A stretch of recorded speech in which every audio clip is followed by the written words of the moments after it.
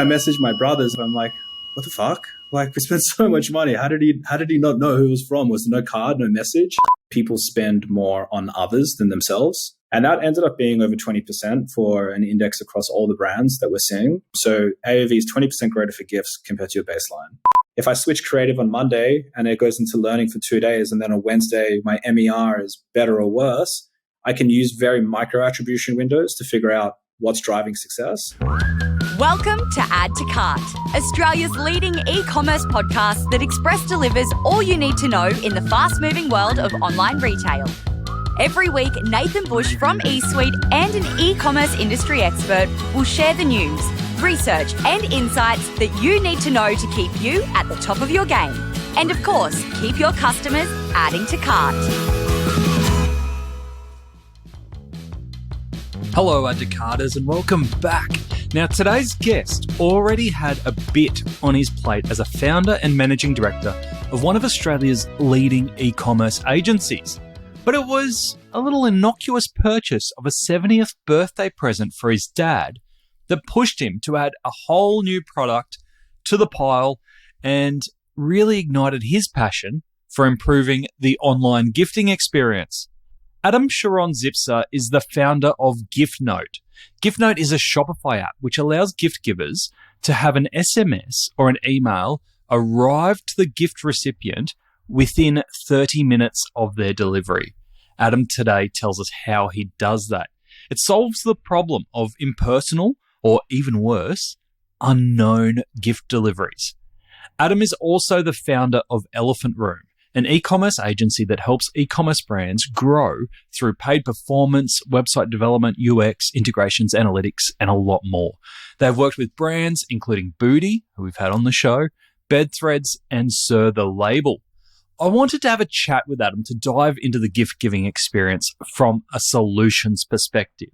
We've had lots of great gifting brands join us on the show, but I wanted to hear from someone who is breaking down the gifting barriers for all.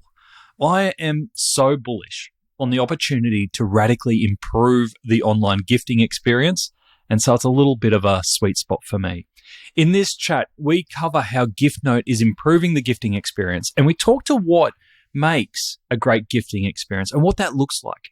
We also go broader with Adam's experience and visibility over the market and cover how to outsmart the performance media algorithms. Hot tip. You can't. Sorry to disappoint you.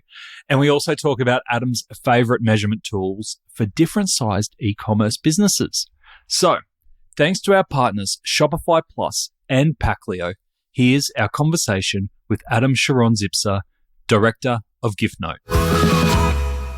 Adam, welcome to Add to Cart. Thank you for having me, Nathan. I'm very excited to get into this conversation. We're going to talk a lot about gifting here, and we've had some great gifters from the e-commerce side previously in e-commerce, the lovely guys, Manflower, Edible Blooms. I feel we're almost over-indexing in gifting. Is that the case in Australia? Do we punch above our weight? Yeah, it's an interesting question. I'd say there's two parts to this. One is the geography of Australia compared to other regions. So we've got fewer larger cities compared to other areas.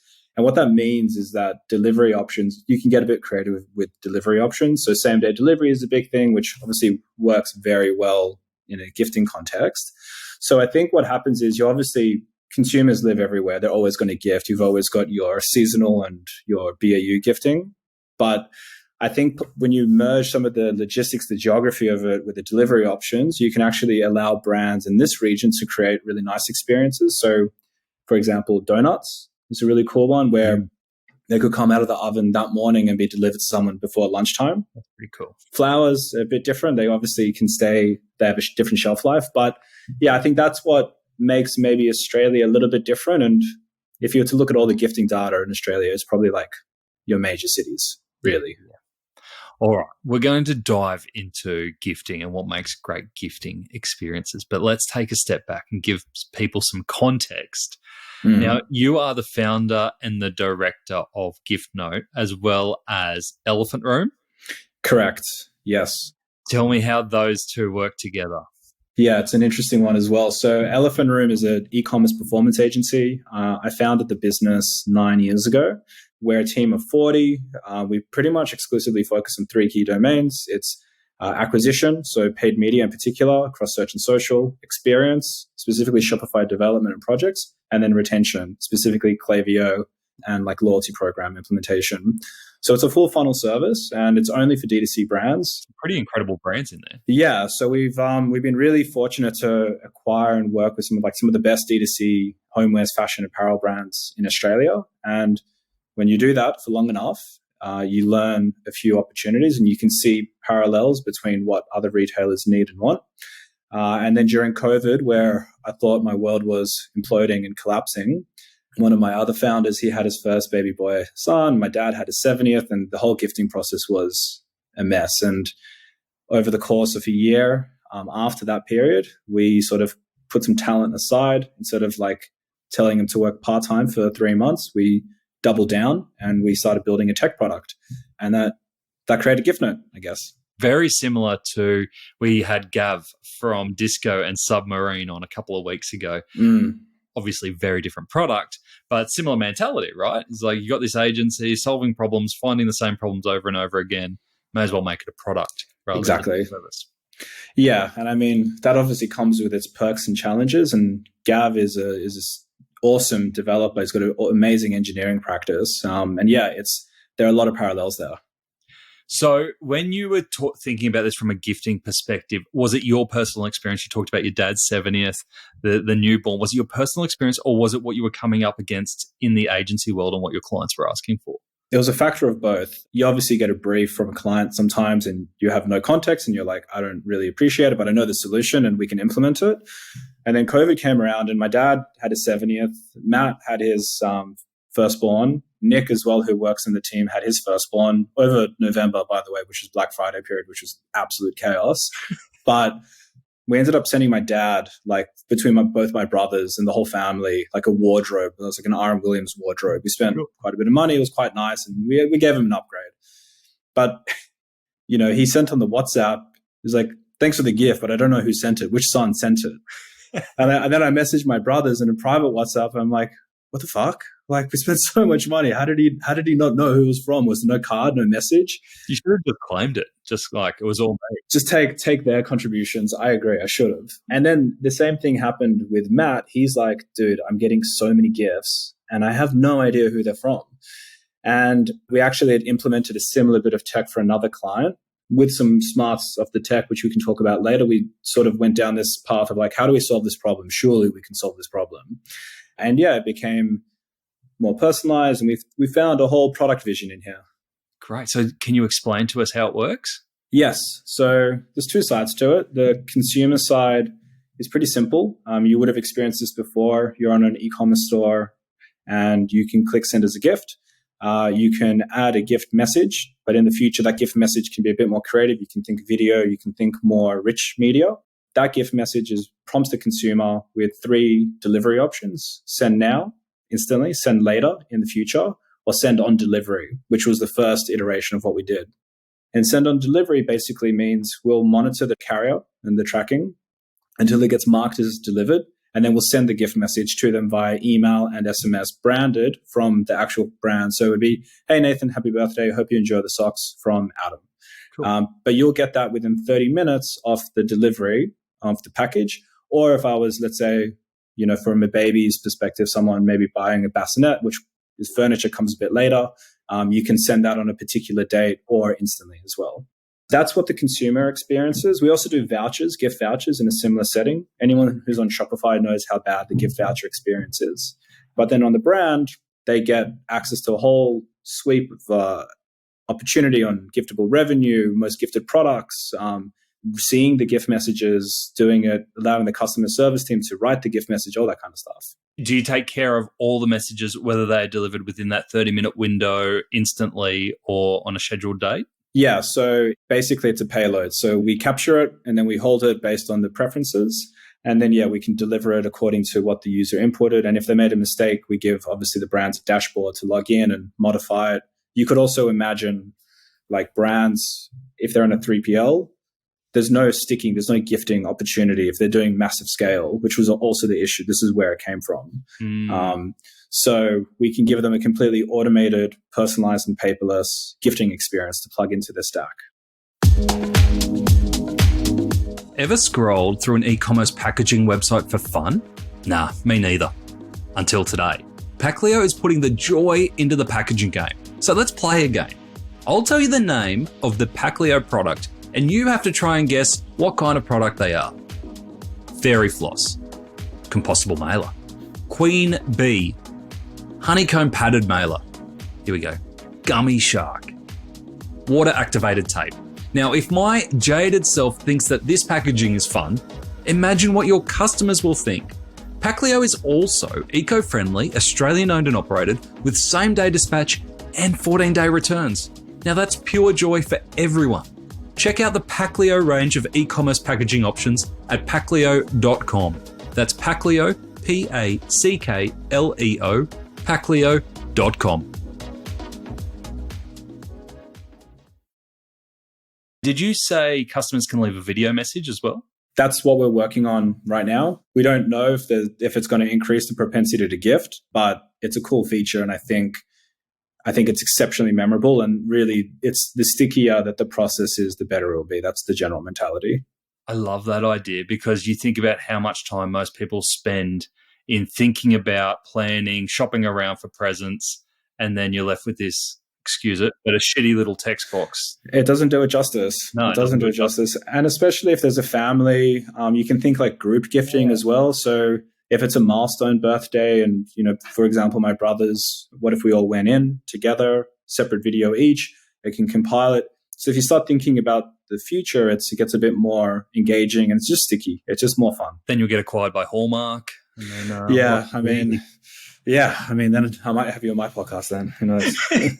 You won't be doing podcasts if that. Okay, great. And then is this always been the intention from when you had that idea from your dad's 70th? Was it always this execution?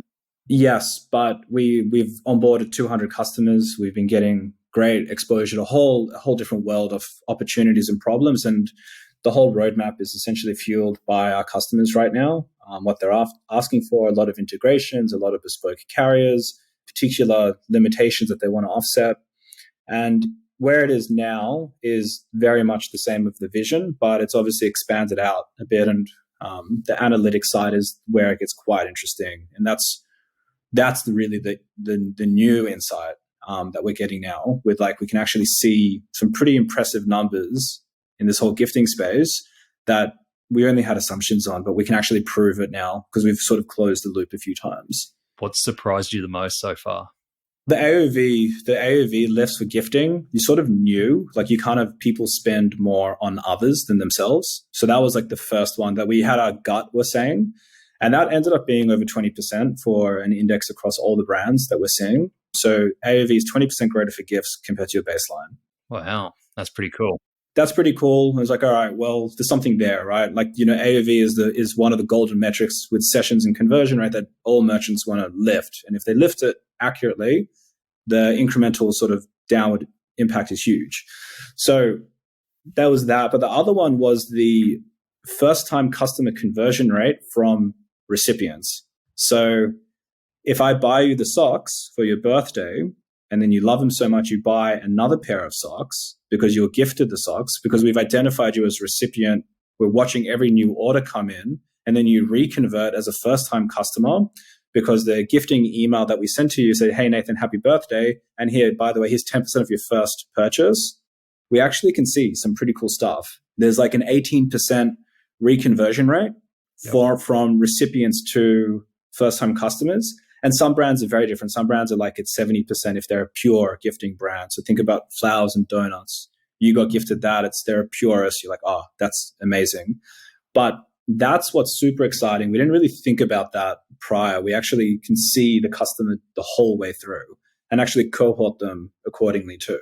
Yeah, that's interesting. And it's been a theme that's come through a lot of the gifting conversations that we've had on the podcast from the founders saying, one of the things we've always found is that if recipients have a great experience, then they do turn into great customers because it's such an emotional thing that, yes, my delivery was successful. The person at the other end of it was happy. It worked. Therefore, we'll do the same again. Exactly. And I think that's what we're sort of leaning into the most. And I guess also customers who gift, if I buy you baby products, but I don't have a family, why should my follow-up reviews send me the review? Yeah. What if the baby product I sent you was broken and was faulty? Customer service doesn't identify the recipient. So the whole recipient as a sort of user in the whole stack are kind of underrepresented. And our job, what we're trying to do is using the genesis of a gift note and the recipient to then really light up the whole stack with everything else around them. Are you generating any insights from the messages or the text that's input around emotions, around occasions, anything like that?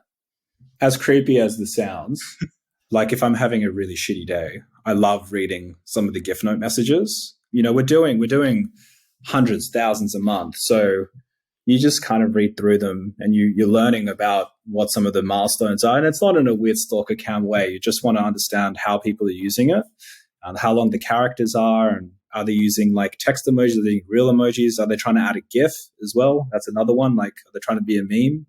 I mean, the biggest thing that we've identified is we've got our BAU, our everyday gifting, your birthdays, your anniversaries, your engagements, your weddings, and then you get your seasonal gifting. So Mother's Day coming up, Boxing Day at the end of the year, Valentine's Day in February. So it's very surgy, it surges very heavy towards Black Friday, where people are using that period for gifting. So we're seeing like 30% of Black Friday, Cyber Monday orders as gifts for either that period or most likely Boxing Day. And then if that's the GMV that's generated of that period, if we can control or touch 30% of that, I think it's a wonderful idea. And are you getting that customer and recipient data as well as the retailer getting that data? Yeah, for sure. So Giftnote has the data. We're not sending them any follow-ups. In the future, we could potentially think of like a gifting marketplace. There's a lot of broader ideas because, there's like over 50,000 gift recipients that we've sort of touched. But yeah, it's the brands have access to it, but it's also contingent on privacy policy as well. So we have to be super careful. A recipient isn't an opt-in. Me buying you socks doesn't mean Nathan is keen on getting sock EDMs. So gifting emails are transactional by nature, which is approved by the vendors. But there's a fine line of like what you do with that as well. And ultimately the brands have access, but we're very clear on our stance. That makes sense.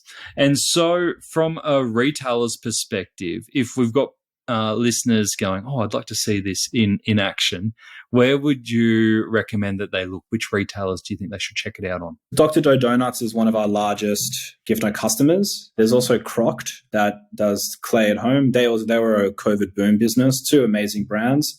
But then there's lots of brands. Bedthreads is another one, Riot Arts and Crafts. There's a handful. If you visit giftnote.com, you'll see a logo wall. Yep. We will be releasing shortly a store directory too as well.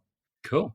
And when you said that the average order value of a gift is 26% more than what people would spend on themselves, do you find that the retailers that you work with go above and beyond to say that they've got this elevated gifting experience so that they can draw in people who go, I was here to shop for myself, but actually while I'm here, yes, I might spend it on gifts as well? So this is one of the big challenges that we don't feel that brands are merchandising their products well enough in a gifting setting.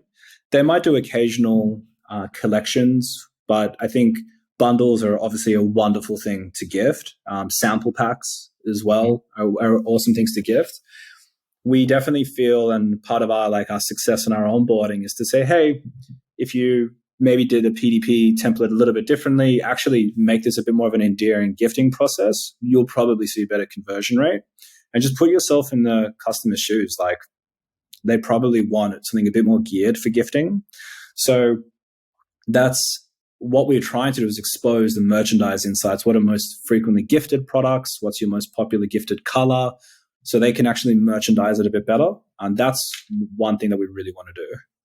What are some of the simplest tips that you think retailers, and we're just talking standard retailers who might, offer the gifting service but aren't a gifting business per se. Sure.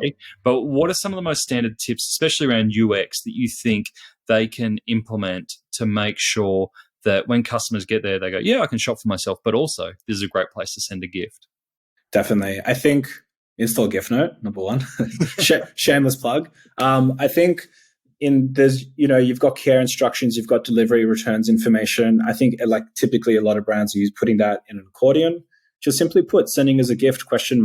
As another accordion, and just give them plain, simple English, just saying, hey, if you're sending a gift, feel free to look at how we do it, or feel free to see our gifting range, or just explain the mechanics a little bit more. Maybe they aren't in a 3PL. Maybe they do print and they handwrite their cards or whatever it might be. Just let them know that. Your PDPs and your homepage are going to get the most traffic from a media and an SEO perspective, right? So wherever the maximum surface area is, put your important assets and your important information. Yeah. So that's a starting point. And then you can convert it into a landing page. Maybe in your FAQs, you put in, again, that's a very commonly visited page. Do you offer gifting? It's like, yes, we do. Read more about our gifting services here. And it is brochureware to begin with, but I think it's a cheap, inexpensive, overnight activity that you can do. And then maybe now, after doing that, your customer service emails one email a week that talks about gifting. As they slowly come in, you just start learning about it. Just ask, quiz, figure it out. Something will reveal itself. And it's interesting that you bring up that brochureware point, because I think it's really true. Is you can offer gifting and probably not change a hell of a lot on the front end. Exactly. At times, where do you see where gifting starts to take off for retailers, both from your experience at Elephant Room, but also now at Giftnote, from a process perspective? Where can you see it often going wrong, and you really encourage retailers to look at to make sure that the whole gifting experience is first class, not just the front end? Yeah, it's true. So I think operationally, offering things that don't scale well. I'm sure everyone's read that YCOM do things that don't scale, but I think when you're doing 1,000 orders a day for some brands and you're trying to print labels and you stick them on boxes while your team are burning their midnight oil, it's not a good thing. You don't want to be dealing with that shit. It's just not a process that makes sense. So that's one of them. Other things, I guess, is just keep it as simple as possible. And I know this sounds very vanilla, but using an app like Giftnote, for example, it's totally branded. It's completely paperless. So you're getting a nice green tick. There's no humans involved. So it's completely automated. And then it sort of works itself in the background. And I think gifting is one, but it's the same way. Like, if you were doing UGC and reviews, no one in the customer service team is following up a customer to say, hey, did you like our product? Here's a 5-star review. So you want to find nuggets of your experience that can be streamlined and totally automated without losing the personal flavor.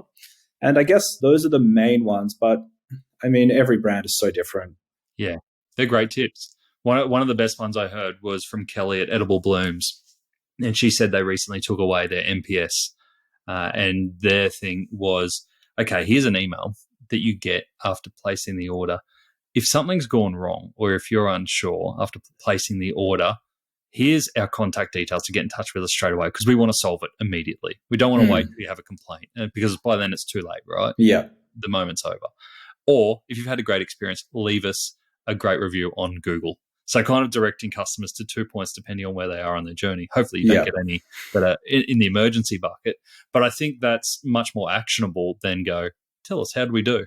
Yeah, and I guess that's why some of the reviews and the NPS is also very biased as well, in a way, because you're only maybe hearing from only the nasty people. Do they have the greatest propensity to write a bad experience and a good experience? That's why if you looked at all the 6-star or 5-star hotels on Google, you only see shitty reviews. Like, people who had great experiences don't write about them. They share it on their Instagram. They don't write a star review. So it's an interesting insight. Yeah, absolutely.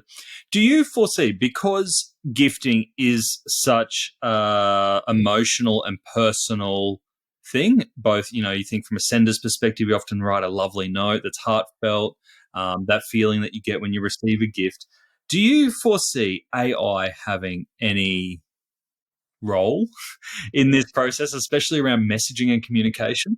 Oh, yeah. I mean, you could get prompted or cues. Like even Shopify has like a product description generator now. It's like, hey, write me a funny gift poem, to Nathan about socks and his 30th birthday or 40th, whatever. So, I mean, that's 60th.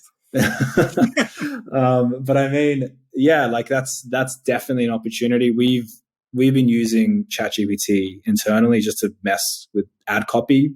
Yep. Yeah, like write me a haiku about something. It's pretty fun. It's funny. And you get it back and you're like, oh, this is great. They're going to love this. It's either they're going to love this or they've cheated their way to a nice birthday message. And then, so from a retailer's perspective, you mentioned around Shopify integration. Are you Shopify only at the moment?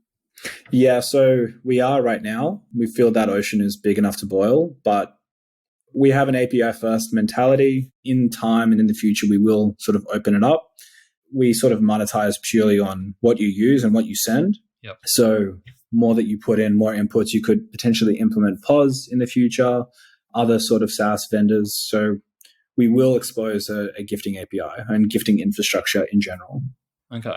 Gifting infrastructure, that sounds pretty big. Yeah, I mean, we're not going to be a Stripe, I tell you that much, but it's ultimately if you think of it from an engineering perspective, there's your endpoints are write a gift, edit a gift, send a gift, delete a gift, modify a gift. So there's lots of different ways that our internal tech is working that if we just sort of expose it, someone who's savvy enough that doesn't want to do all the carrier infrastructure and doesn't want to do the Klaviyo integration, doesn't want to do the email templates, they get the best of the tech in the back, they get the analytics, but they can just pipe in whatever data they want.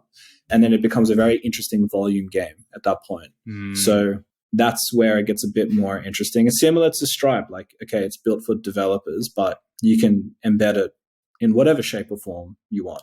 Yeah. So definitely, having an IT background, I mean, I definitely think more on that side first, and it feels like a natural fit later on.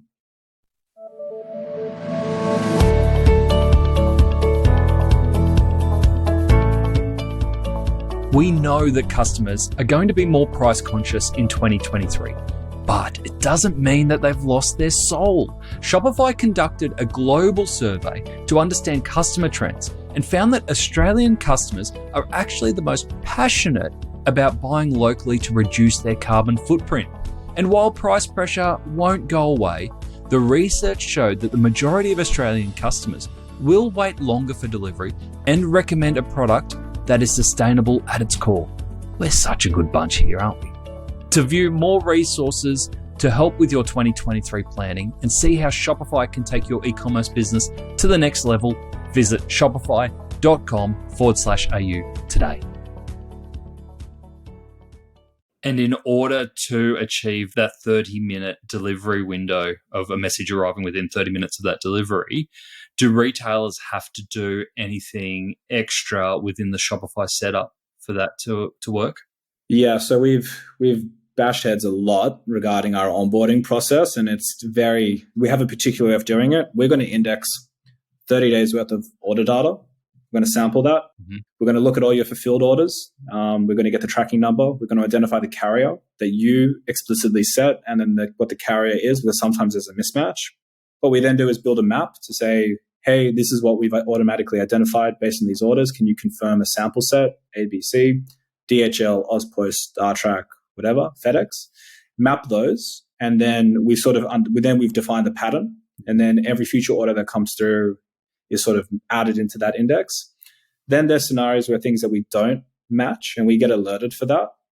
And then it's a Slack ping, and then we reach out to the vendor to say, hey, what's going on? Can we support you? Who is this? What is this? Right. So we had that recently happen with Uber Direct, where they were doing same-day delivery with Uber. And we saw that come through, and there was like a latency because we know their average time to fulfill. Mm-hmm. And there's certain flags that tick off in our system to say, hey, this is like a latent or delayed order, if it's a Giftnote one, because obviously we don't want to we don't want to create a shitty gifting process, because otherwise that diminishes the whole thing, right? So we put a lot of, probably too much equity on it, and then we speak to the merchant and we build integration or patch it on the spot. So are you integrated into the carriers at all? Yeah, over 700 globally carriers. Okay. And it covers the majority?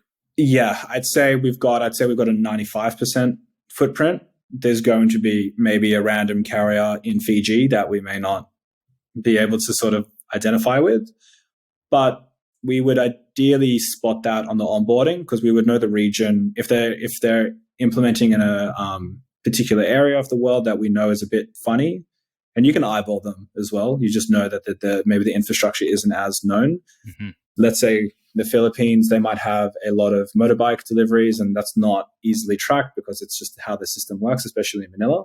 We would identify that and probably alert the merchant to say, hey, we can't guarantee reliability here. Okay. And then the SMSs for a customer, obviously receive an SMS. Are they two-way SMSs or just one way? Right now it's one way. However, certain brands can implement with Klaviyo or in the future Attentive PostScript, but they can use their two-way config within a flow to handle it. Okay. I mean, SMS is a contentious topic.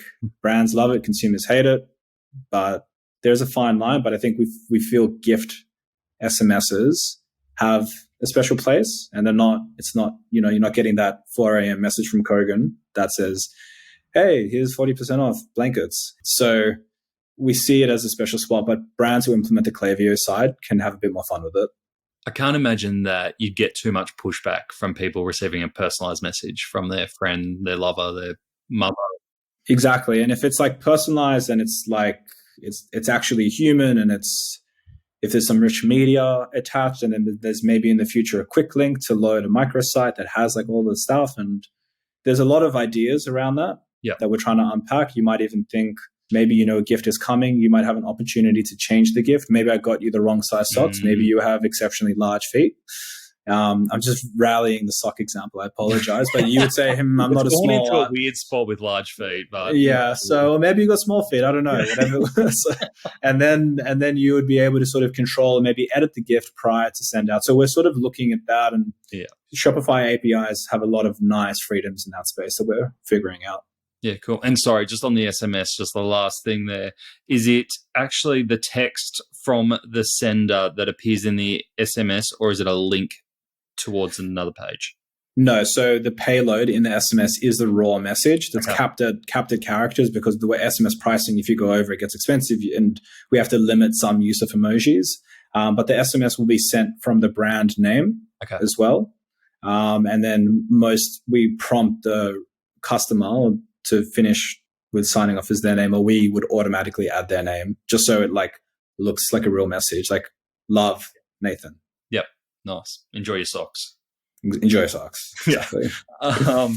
And I'm sure your brain must be buzzing at the moment when you start connecting messaging with timing it to delivery, that this goes beyond gifting, right?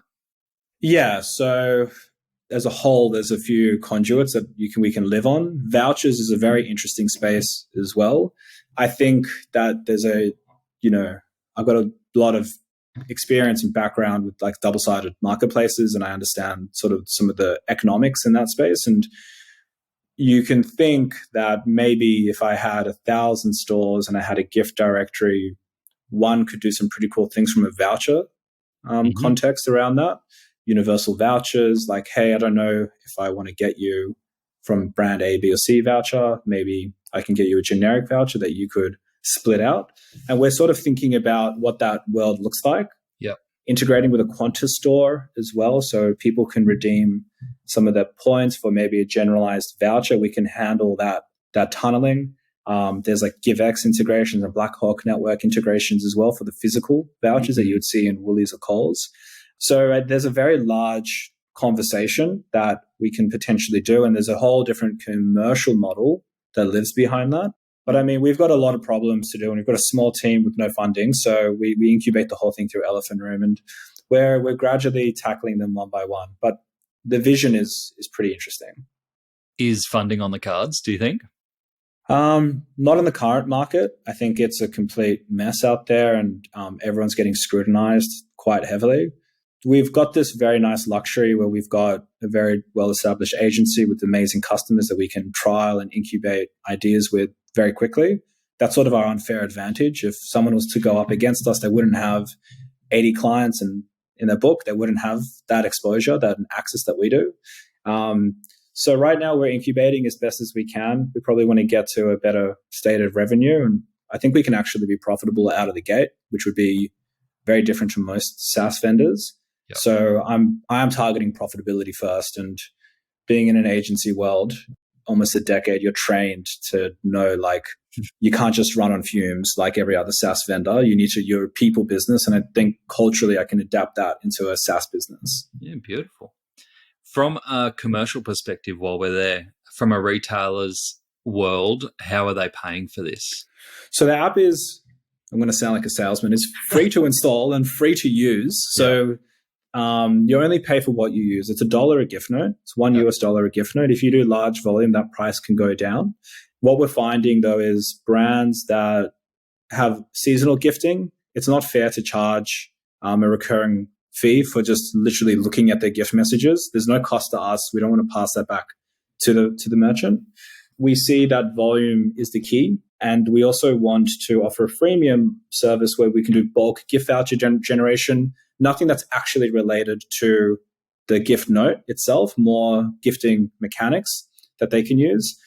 Some of our competitors, because there are some people in the space, use like percentage of revenue. It's a very large aggregate pricing. It's not proper usage. It's percentage of order. Yep. We think if I was a brand, and we've spoken with enough brands, like enough in general, there's no way that would fly. So we know our pricing is the most fair and the most honest in the market. And it feels like most retailers offering a gifting service, if done right, can absorb that in additional gifting costs, whether that be packaging or... Yeah. So Dr. Doe Donuts actually, they impressed us with a very interesting way of doing it. They use Giftnote. They created like an arbitrage. They use Giftnote as a freemium. Mm-hmm. So everything is free. But then if you want a handwritten card, they'll charge $5 for that. Whereas before Giftnote, everything was handwritten. Yep. So we actually put handwritten more on a pedestal. Everything is free. And then if you want handwritten, it's $5. And that actually became a revenue stream for them. So let's say, I don't know how many they're doing, but X amount per day is handwritten, and way more, like, it's a whole different process, right? They can do that, and brands can actually build on top of it in that way. That's smart. Real smart. Yeah. So that was impressive. And then we were like, oh shit, like you've totally offset the app costs by just making us free and then putting everything else as like a premium on your manual one, which is amazing. Yeah, fantastic. That's a great tip. Thank you.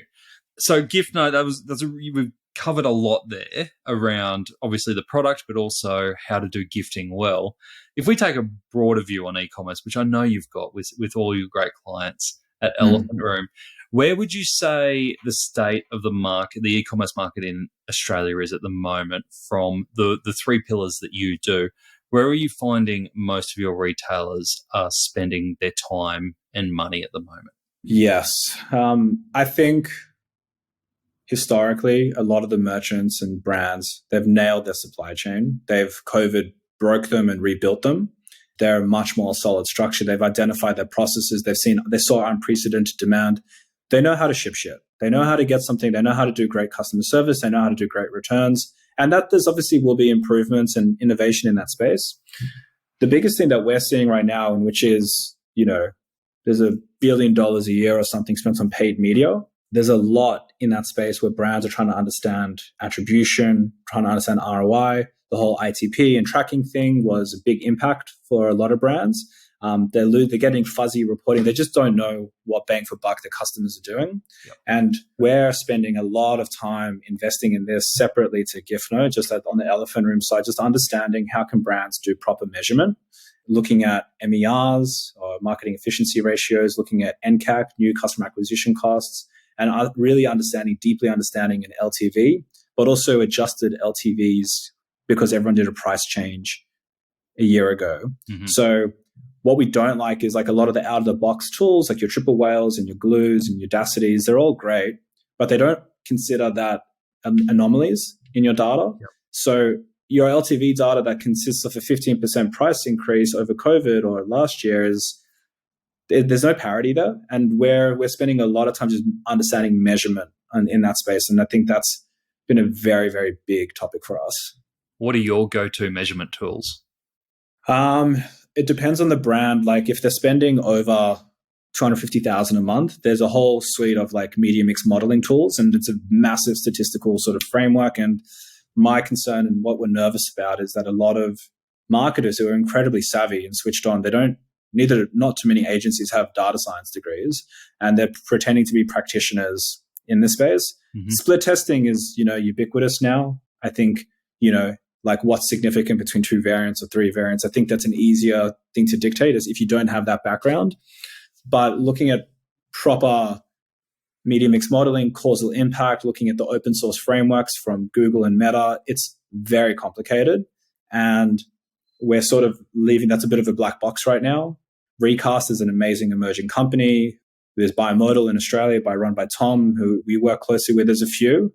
Okay. But then if you're under that spend, which 90% of the retailers are, look, we've been looking at incrementality testing. So changing one thing and understanding the impact of everything else based on your North Stars, your branded impressions, your traffic, and your revenue.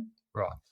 And then looking at more aggregate numbers like an MER and pacing your MER over time. That's the modern way to do marketing right now. And that's where we're really understanding it. And GA4 is coming into the mix. They're not using last click. They're using data-driven attribution. So look, everyone's going to have a headache at the end of the year, which would be great because it's a good opportunity for us. But yeah, everyone, GA4 is in full swing in December and November, and they're looking at last click, and like their SMS and their email campaigns get smashed and their branded campaigns get smashed and everything else gets reallocated. Yeah, it's going to be an interesting conversation. And if I read between the lines there, it sounds like you're saying the days of day trading e-commerce are over. I think for some spending clients, like we do have a handful of clients where there's a day trading mentality, but you're not necessarily moving budgets. You might be switching creatives around. You'll see, again, using this incrementality perspective, like if I switch creative on Monday and it goes into learning for 2 days, and then on Wednesday, my MER is better or worse, I can use very micro attribution windows to figure out what's driving success. And especially for these D2C brands where UGC and content and creative is everything. But the platforms are getting very smart. PMax for Google, Advantage Plus, they're very, very smart. No human is going to outsmart them. That's a positive way to end our conversation. I mean, it's not all doom and gloom. Everyone is still making money and consumers are still spending. Hopefully, inflation eases and obviously rental eases and all these other macro factors. But it's hard to do, economic commentary when you're an e-com manager or agency owner. Yeah, and I think if COVID showed anything, we only see a fraction of the economic situation. Yeah, and there's you're looking at a handful of customers that have discretionary spend because maybe the Gen Zs are living at home for longer. Maybe they're interested in viral TikTok brands. Maybe the spending dynamic is a little bit different. Maybe the spending is lifting at the upper end. Maybe the late 40s to early 50s. Maybe the boomers are buying more. Maybe the boomers are gifting more. I mean, there's a lot of socks going out the door. There's a lot of socks, and I think that middle gap is probably getting smashed a bit. But I think on the either other sides, they're lifting everything else up. Brilliant.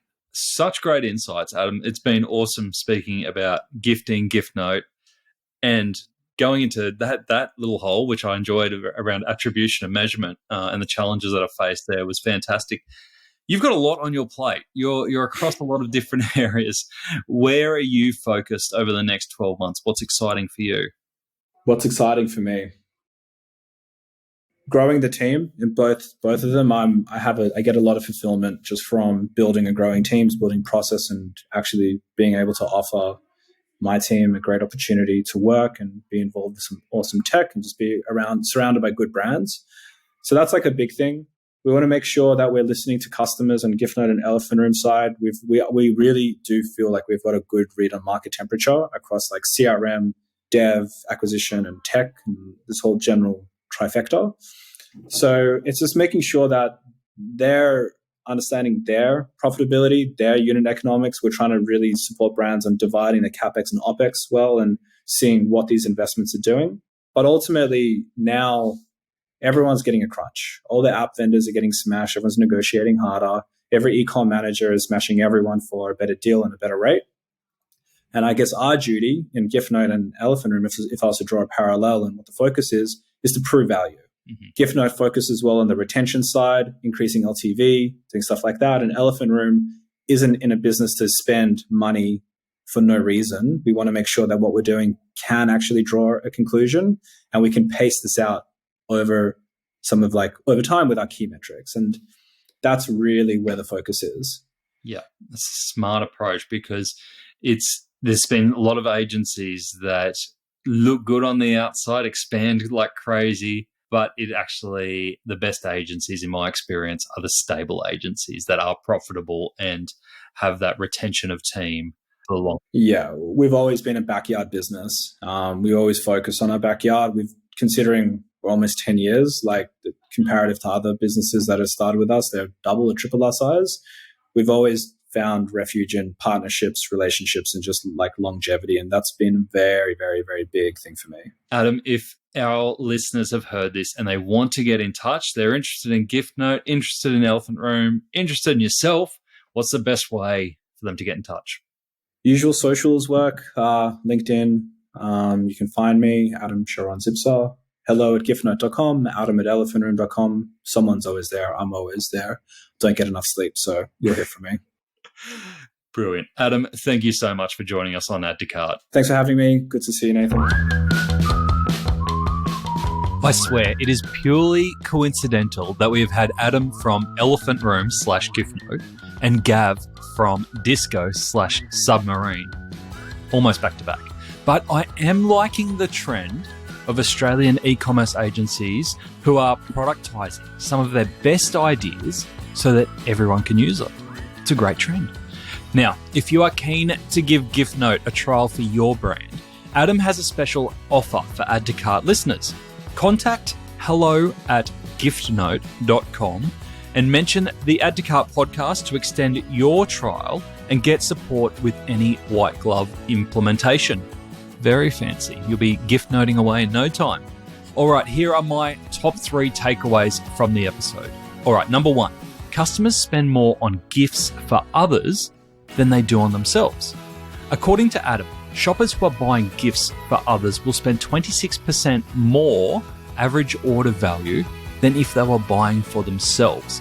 This is obviously a big opportunity for growth for you to raise the size of that basket. And there's 2 things here. 1, make sure your gifting process and options are up to scratch. Obviously, things like Giftnote can help elevate that experience. And secondly, make sure you shout about your gifting options to prompt the additional spend. Some visitors may be shopping for themselves, but when you tell them that there is also gifting options, it may trigger a second purchase. Number 2, premium personalization. I loved the example that Adam gave from Dr. Doe Donuts, who started charging for handwritten notes as an incremental service. Previously, they were free, but they were able to shift the free option to Giftnote, which, if we're honest, is still better than most free gifting options, but then start charging $5 for handwritten notes. This $5 covers the cost of Giftnote and introduces a new revenue stream. Very, very cluey, definitely not doughy. All right, number 3, emerging analytics tools. Did you catch some of those analytics tools that Adam mentioned in the end? I haven't played with them, but it's always good to have a poke around with the emerging solutions.